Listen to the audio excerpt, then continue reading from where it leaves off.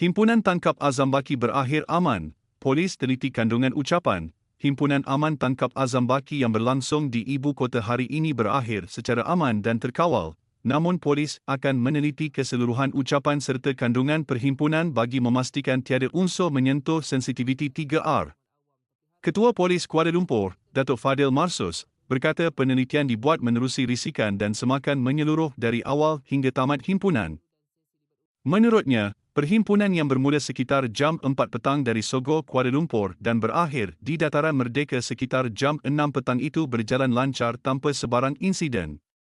Polis menganggarkan kehadiran kira-kira 200 peserta, manakala hampir 600 anggota digerakkan bagi memastikan keselamatan dan ketenteraman awam.